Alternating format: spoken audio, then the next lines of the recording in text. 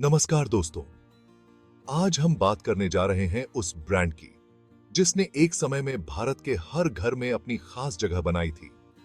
वो ब्रांड जो शुद्धता और स्वाद का प्रतीक बन गया था। जी हां, हम बात कर रहे हैं डालडा की। 1933 में जब भारत में असली घी की कीमतें आसमान छू रही थीं, तब हिंदुस्तान यूनिलीवर ने एक नया प्रोडक्ट लॉन्च किया जिसका नाम था डालडा। इस सस्ते और टिकाऊ वनस्पति घी ने बहुत ही जल्दी आम भारतीय घरों में अपनी जगह बना ली। डालडा ने उन परिवारों के लिए खाना पकाने को आसान और सस्ता बना दिया जो असली घी का खर्च वहन नहीं कर सकते थे। डालडा एक हाइड्रोजनेटेड वेजिटेबल ऑयल था जिसे वनस्पति घी के नाम से भी जाना जाता था। इसे देसी घी के एक सस्ते विकल्प के रूप में बनाया गया था।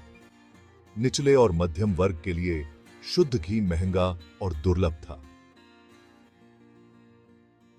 डालडा तेजी से घर घर का नाम बन गया क्योंकि यह सस्ता था और शुद्ध घी जैसा स्वाद और बनावट दे सकता था।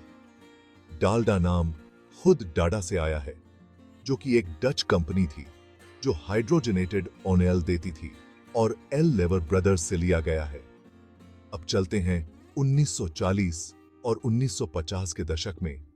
डालडा की लोकप्रियता आसमान छू रही थी।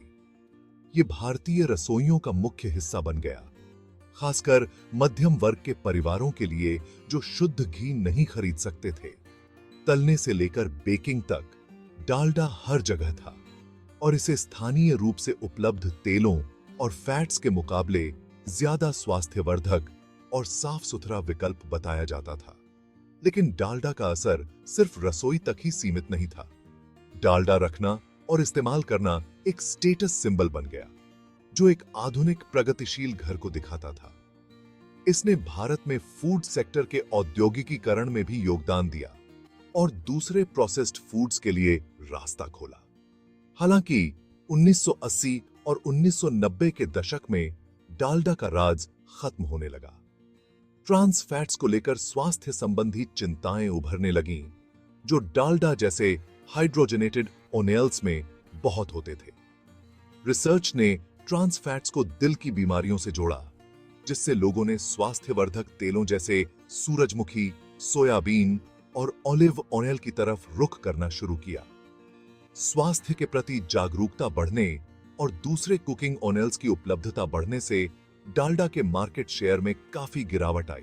भारत सरकार द्वारा स्वास्थ्यवर्धक खानपान और ट्रांस फैट्स पर नियमों ने भी डालडा के पतन में योगदान दिया। 2000 के दशक की शुरुआत तक डालडा ने अपना काफी मार्केट खो दिया था और हिंदुस्तान यूनिलीवर ने 2000 में इस ब्रांड को बंज ई का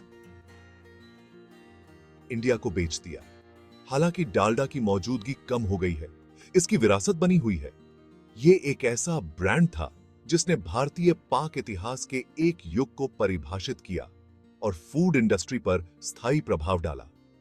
आज बंज इंडिया ने डालडा को स्वास्थ्यवर्धक विकल्पों पर ध्यान केंद्रित करके फिर से ब्रांडिंग करने की कोशिश की है, लेकिन अब इसकी वो सांस्कृतिक महत्ता नहीं रही जो कभी थी।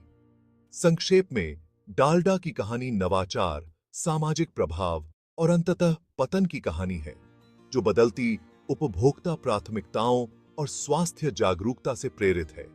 इसका उतार चढ़ाव भारतीय समाज में व्यापक बदलावों को दर्शाता है, औद्योगिकीकरण को अपनाने से लेकर स्वास्थ्य और कल्याण पर आधुनिक जोर देने तक। इस पुरानी यादों वाली यात्रा में मेरे साथ आने के लिए धन्यवाद और अधिक दिलचस्प फूड स्टोरीज के लिए लाइक, शेयर और सब्सक्राइब करना ना भूलें।